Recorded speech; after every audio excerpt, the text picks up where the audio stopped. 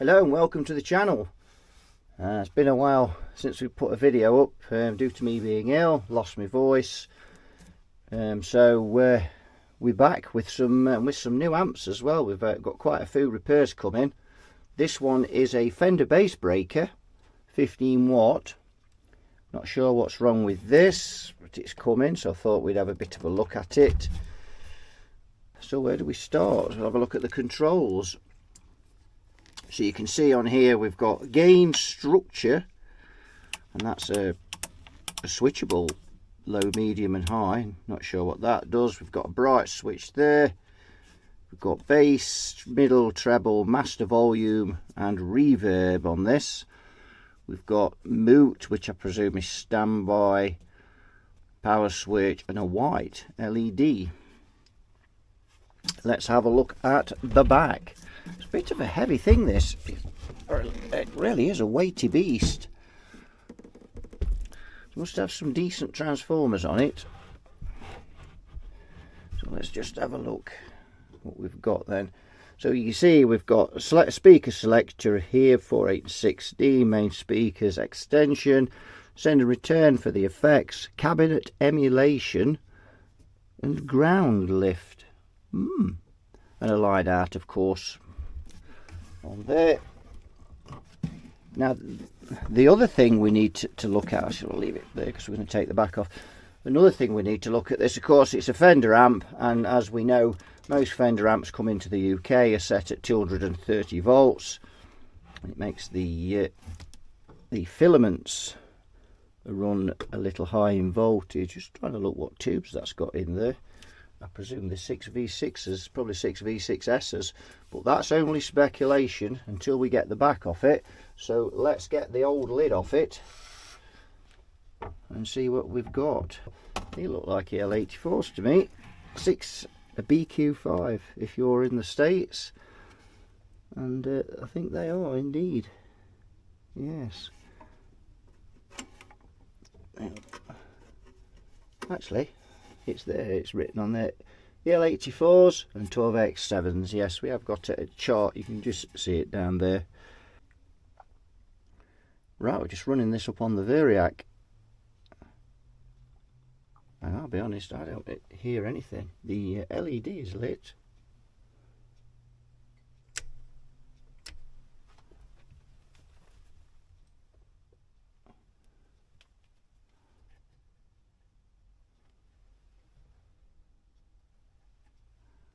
Got 181 volts on the Variac.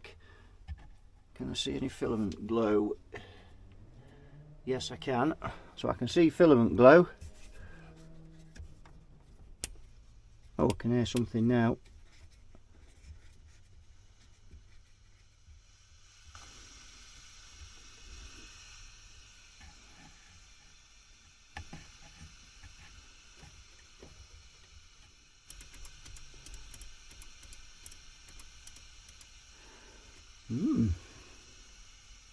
Well, it appears to be running.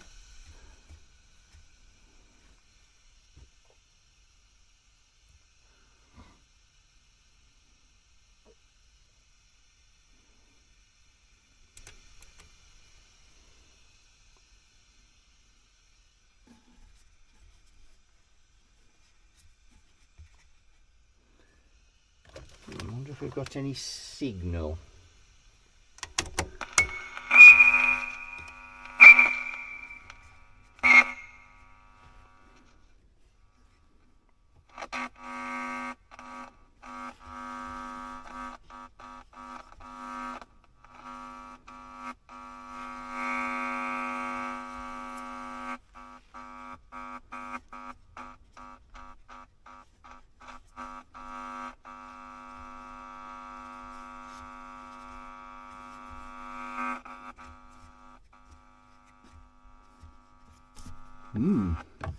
Well, I don't know what's wrong with that at a glance.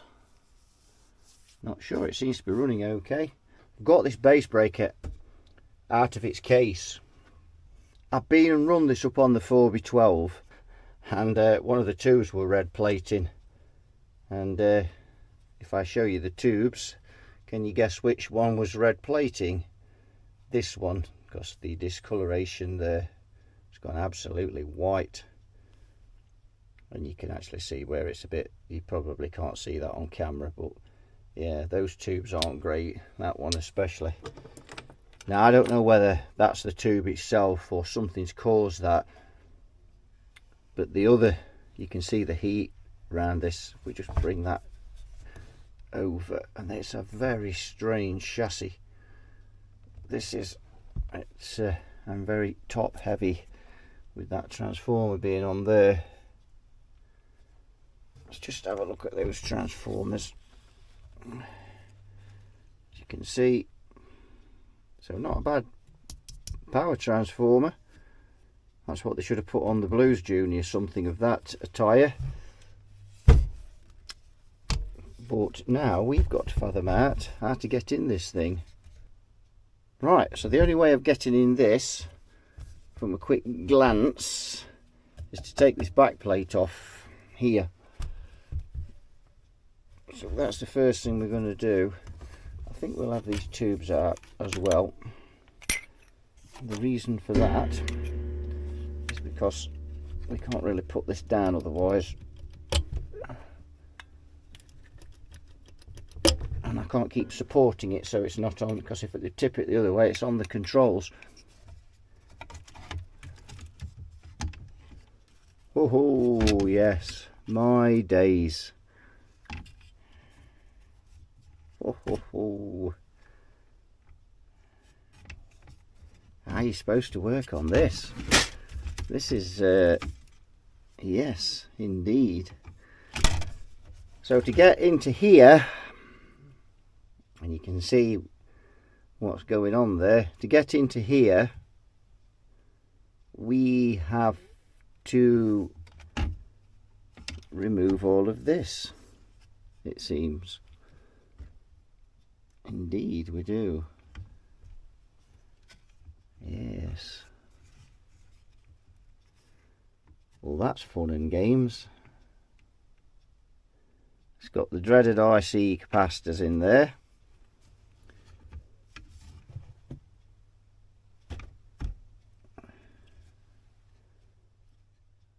We've got a ground down there that's, not sure where that's fastened onto.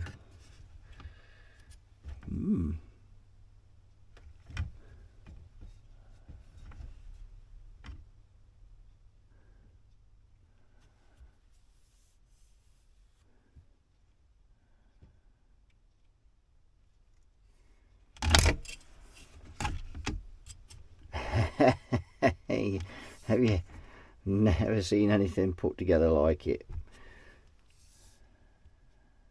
But we need to get in it because we need to check the screen resistors, because we're not sure whether that tube has just gone or whether that's a screen resistor that's burnt out or something, that's, or both, tube and the screen resistor. I think the first thing, these wires here are tie wrapped onto that corner there, so let's snip that tie wrap.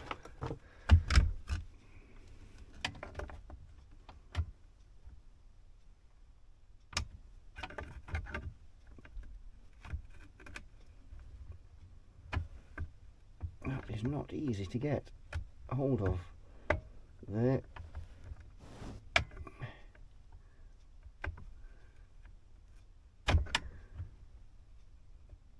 I don't want to go in at the other end of it because I don't want to cut the wires.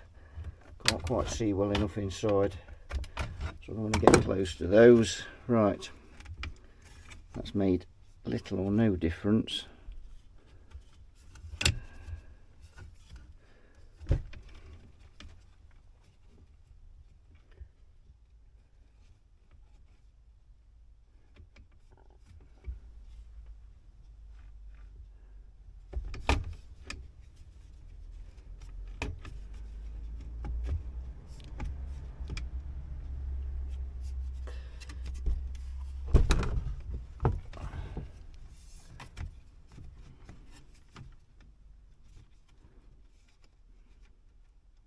those wires going to?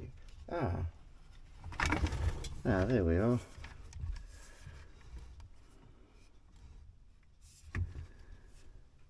Well, the main board is down at the bottom there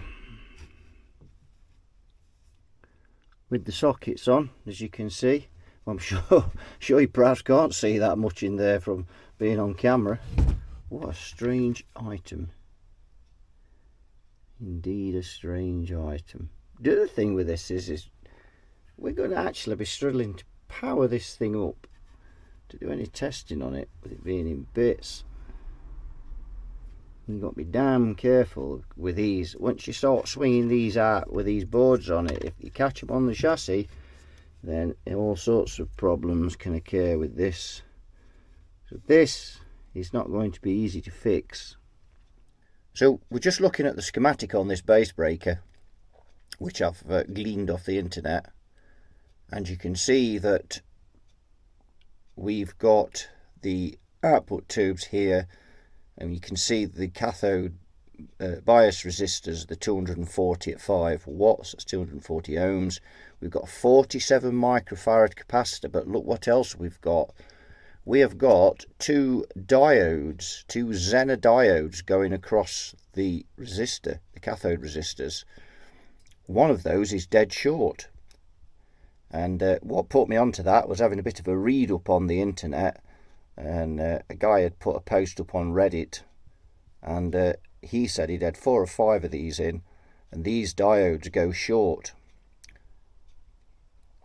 And one of these diodes is short. D13 is the diode in question, is dead short, and that has fried the tube. And the reason for that is that when that diode goes dead short, it just becomes a jumper across the resistor, and therefore will just cancel out the resistor, and the cathode goes straight to ground, and the tube says good night. So I'm afraid that's not a very good design, is it? So, but that seems to be a running thread with this amplifier.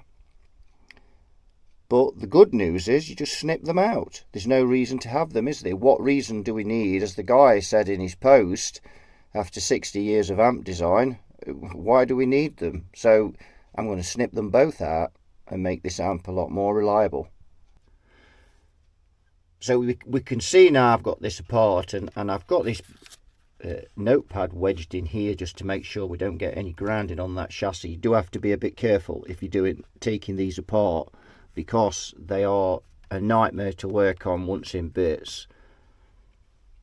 Now we're very fortunate with this amp, because with that diode being short, and I can reach in there to snip those out, we haven't really got to take this amplifier to bits.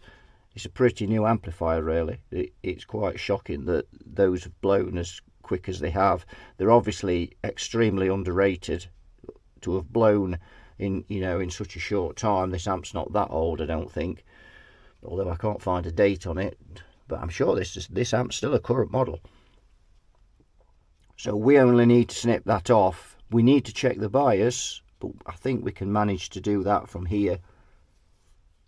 We can just about get the meter, and if we're careful down there and measure the resistors, make sure and do the calculations, make sure the bias is correct. Obviously this amp needs a new set of tubes, because when that diode went dead short, it's basically that tube's fried, it's toast. And you can see that tube is here, as we looked earlier, and you can see that that's baked off all the all the paint. They usually go brown. This one's gone just, well, words can't describe. That is absolutely roasted. So I don't suppose that tube is any good at all. There's no point even putting it back in to see. It's had so much hammer, we just need a new pair.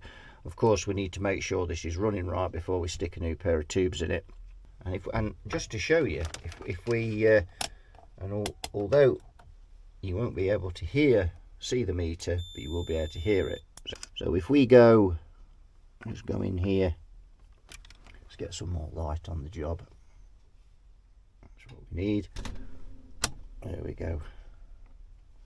More light is needed. Oops. So if we look, and you obviously, again, you probably can't see, but here's R12,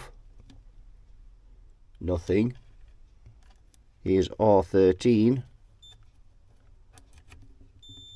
dead short. So there's our problem. So thanks to the gentleman that put that post up, I would have found that eventually, but that's made that a very much quicker repair. The chap putting that info on there. So that's good. So I'm going to snip him out. From there, we can get in.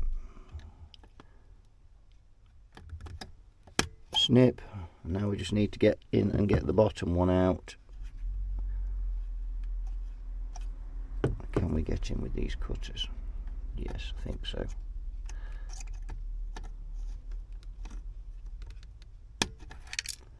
Yeah.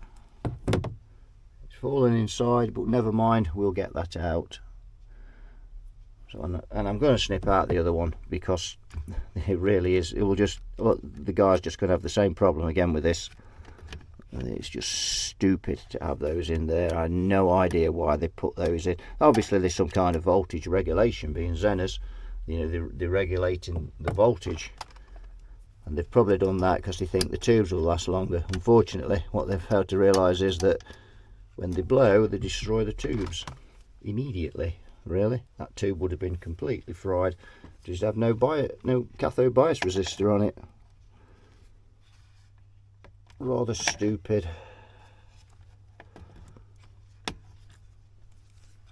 And that's the other one out. We don't need those.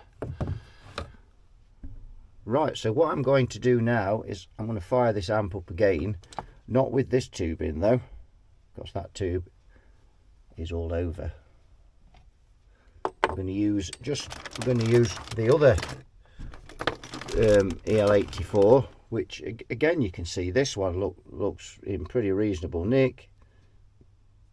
So I'm going to use this one, and I'm going to find another one to put in here, and we're just going to run this up just to see if it works now, and I think it will.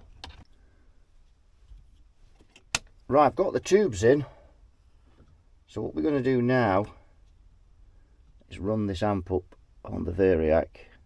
I've got 100 and let's just put about 150 volts on it and just let it ease its way up.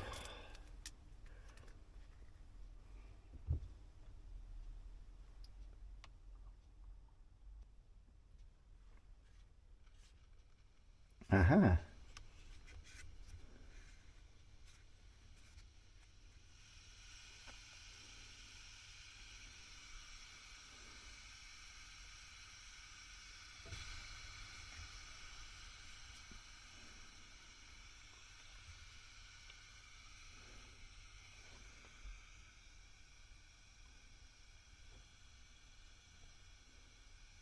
Now, let's go up a bit more. You can hear that that's now running.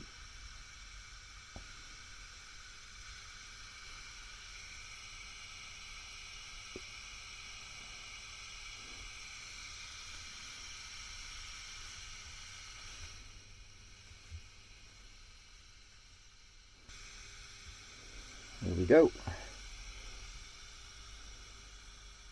No red plating. Let's just see if we can come over the top so you can see the tubes there. Let's just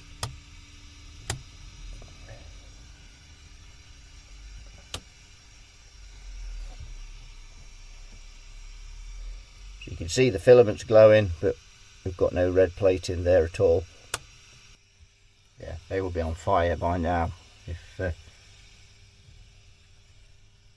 that all seems to be running pretty good. Let's just just turn it down before we do this. Let's put it. Oh yes, this thing is loud. So that's now working, but of course we've got odd tubes in it, and we need put a matched set of tubes. I do have a matched set of VL34 JJs to go in this, but before I do that, I want to just do a few more tests on the bias and make, because we've cut those out, check some voltages and do a bit of maths and make sure that what we've got there is correct. So we're going to switch off, because we're going to move this out. As long as those tubes that we've got there are in the ballpark, we'll be fine. Right, we've managed to, I couldn't really record that tested in there because I had to get so deep down into the amp, and all you would have been able to have seen was my arms and hands. And I've wedged this on it, so it looks right Heath Robertson, but we've had to do it. So we've got to keep this board insulated from this chassis.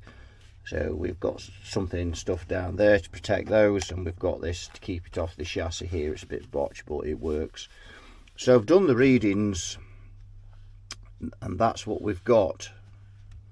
We have on the left tube 308 volts plate to cathode. Remember, this amp's cathode bias, you have to measure it plate to cathode. The volts drop across the resistors 10.5, and the resistor measures 226 R. The right tube, as we're looking at it, is 307 volts, 10 volts drop across the resistor, and 236 R on the resistor measurement. So we've got 10 ohms difference between those two resistors, but it's pretty minimal. So let's do the maths.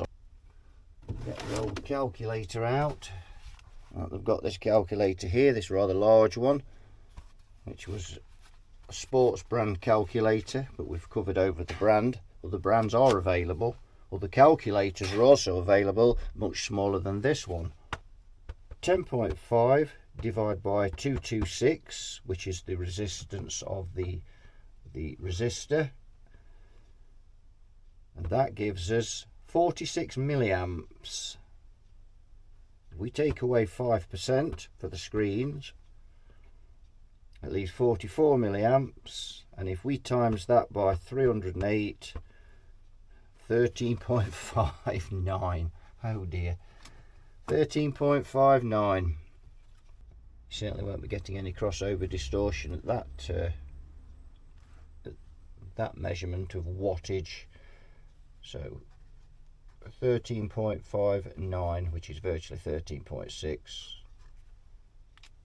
Let's try the other side. It's 10 volts divided by 236. That comes out at 42 milliamps. Take away 5%, and we will times that by 307, and we've got 12.35. 12.35 is fine. We could accept that. But that is just, let me just test that resistor again, just to make doubly sure that we have got that right. There's a swine to get down in here, I can tell you. Yeah, 236. So that, oh, hang on a minute. Just check that again.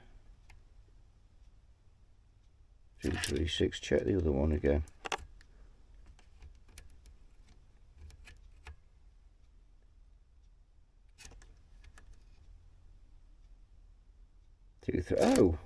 Oh, I don't know what happened there then. Was the first time I checked that, or is that just me being a bit of an empty there and looking at that wrong? Well, that does say 236 now. So it was 226. I think I probably misread that, but as we always go back and measure twice, not going to be a problem. So on those calculations we can safely say that let's just change that. We need to just change that slightly. So we'll do the maths on that side again. 10.5 divided by 236 equals 44. Take away 5%, times that by 308, and that actually comes out at 13 watts on that one. So yeah, I think we'll be all right with that. We're around about that 12.5, 13 watts mark. So it's fine with these tubes. Now we need to put another set of tubes in this amp. Now we know that it's working and it's biased correctly, and due to the fact that I went back and measured that again, because I didn't get it quite right the first time, and it always pays to do that. So sometimes you just look at the meter and, you know, I must, whether it was 226 or I saw 226 and it was 236, but anyway, if your biases are, always go back and double check your readings and things to make sure. And in that instance there, we're still a little bit out, but not massive. So what we need to do now is change these tubes. So I've got a set of JJs to go in there, and they are a matched set. There. These belong to a friend of mine and a long-time student, and he bought these brand new, so we'll be reimbursing him for these. He bought them surplus to requirement when he got rid of his Blues Junior, didn't need them anymore, so we're going to put them in here, brand fire new. In fact they're so new I'm struggling to get them out of the boxes. In fact, they're so new we're struggling to get them out of the boxes. So we'll pop these in and we'll run it up, and then we'll do the bias again. And if the bias works out good, now I know there's some people out there thinking, well, you've already checked the bias once on those tubes. There's this ongoing thing with cathode bias amps I've mentioned before, that this self-regulating thing. It's not the case. I have put different tubes in cathode biased amps and got much higher readings of bias. So never put tubes in any amp without checking the bias. People will tell you different, but I've done the tests. Some of those tests are on my channel as well. So I always check it when I replace the tubes. Right, I've got the new tubes in, and I've just checked the bias. 12.8 watts. We're pretty good match, those tubes, virtually matched. So we're just a shade under 13, but I'm going to leave that. These tubes will run pretty good like that. And to be fair, trying to get those cathode resistors out of there is going to be a nightmare. In fact, the only way to get those out would be to strip this amp down completely, and I'm not going to do that. So it's running fine. It was obviously running like that before. Those tubes will be fine at that. And those tubes, because they're JJs, they're pretty much same as the ones that came out. I can guarantee if I'd have put a set of electro harmonics in or something, I'd have been up at about 14 watts, and we would then have to be taking out the board. Well, wouldn't we just get some JJ tubes, wouldn't we? So there we go. That we seem to have that all up and running nicely now, and that was the problem. So if you've got one of these and it's red plating, head for those diodes and test them. And if you find one of them short, in fact this guy said he'd even found both of them short. Now, having biased this amp up and getting 12.8 watts aside, we turn his attention to this, is the voltage selection. Remember, the Fenders are prone to this wiring of 230 volts when they come into this country, and it should be 240. So if we look at this schematic here, we can see on the 230 side, P12 is white, black, and P2 is black. But on the 240 side, they're the opposite way round. So we are looking for 240. We're looking for P12 to be black and P2 to be white black. So let's have a look, and if we go, we can just see that board there, just about make it out at the bottom there, and we probably won't be able to see that, but down there. Let's see if we can find something as a pointer. So if we look here, that's, probably can't see that, but that's P2. And that is P12. And I'm looking in there, P2 is black and P12 is black white. So we need to swap those round, because we need P12 to be black white and we need P12 to be black and P2 to be black white. So after changing 230 volts to 240 volts, look at the difference. 306 we had before, now we've got 294. So we've got about 12 volts difference there, 12 volts difference. 9.94 volts drop and 10 on the other side. They would think 10.4 on each side before. So let's do the maths. Now I've only got 40 milliamps instead of 42 milliamps after taking 5%, times by 294, and that's now 11.76. Remember, it was 12.8 before. So that's now put these tubes in a much happier zone. So 11.76 for the left tube, and the other one should be about the same.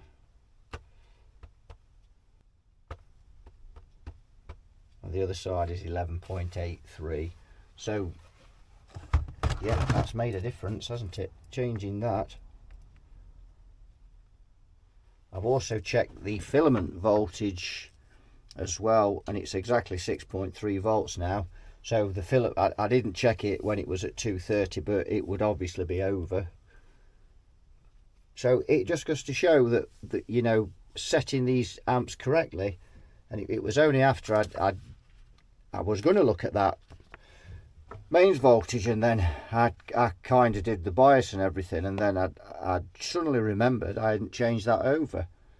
And of course, as soon as we've changed that over, now those tubes are just running quite nicely, instead of just a little bit over. I mean, they'd have run okay, be it, you know, over like that.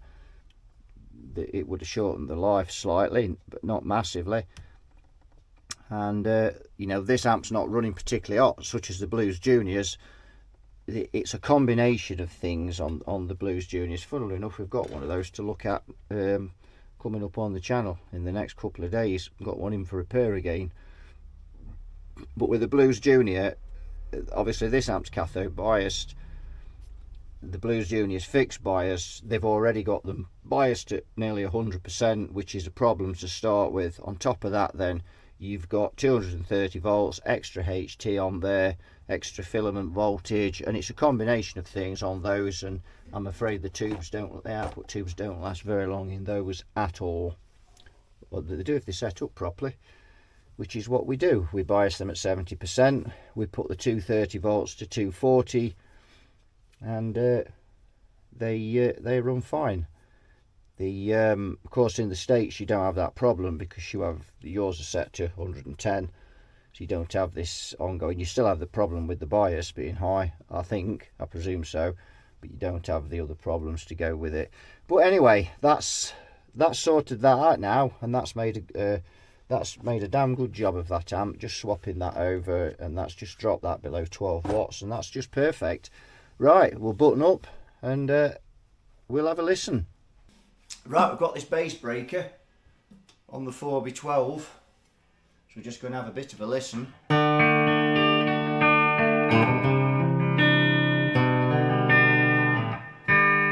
So we've got this bright switch going on there.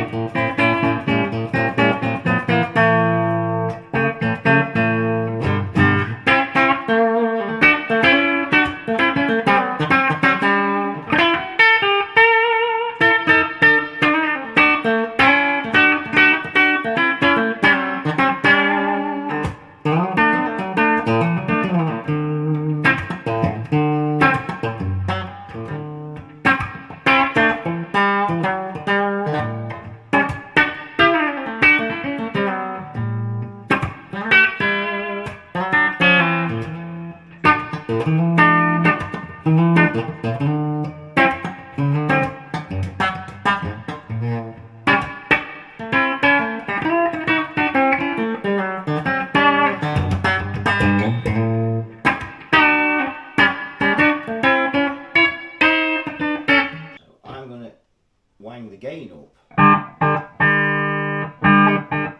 on this now.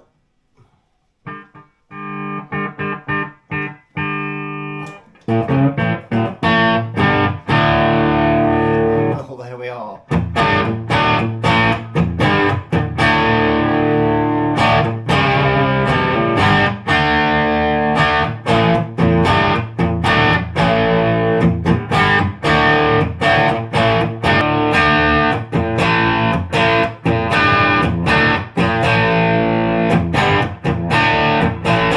That sounds pretty good.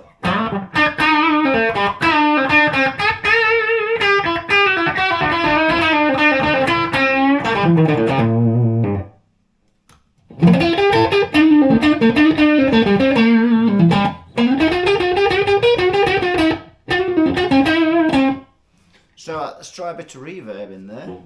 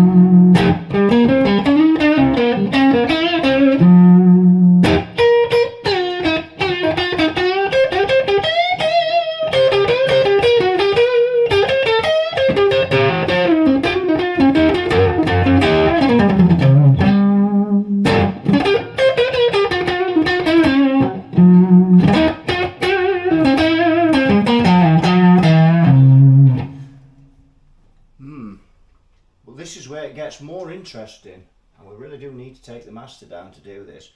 If we use this, and it's called a structure, remember that switch we looked at? Now that's the structure switch now is turned up to maximum.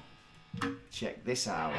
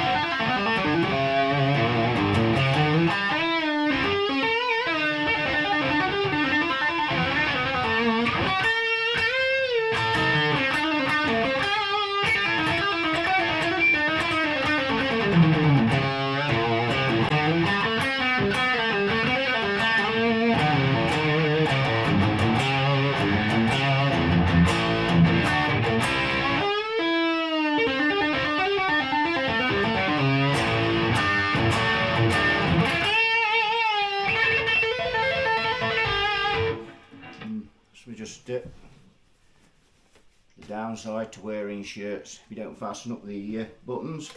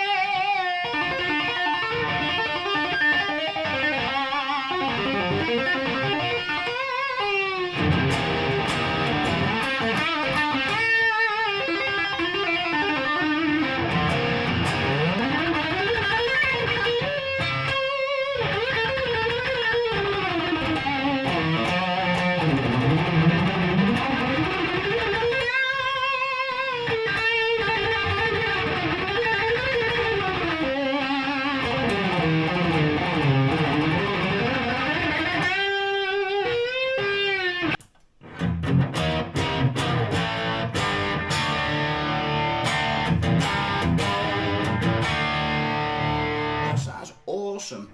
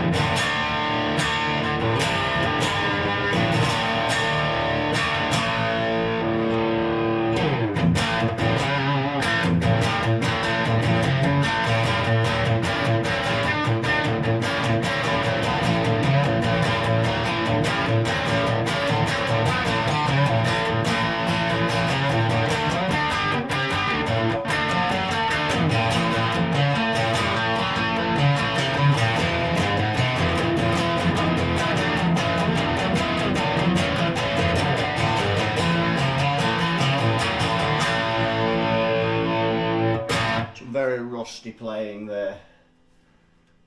My word.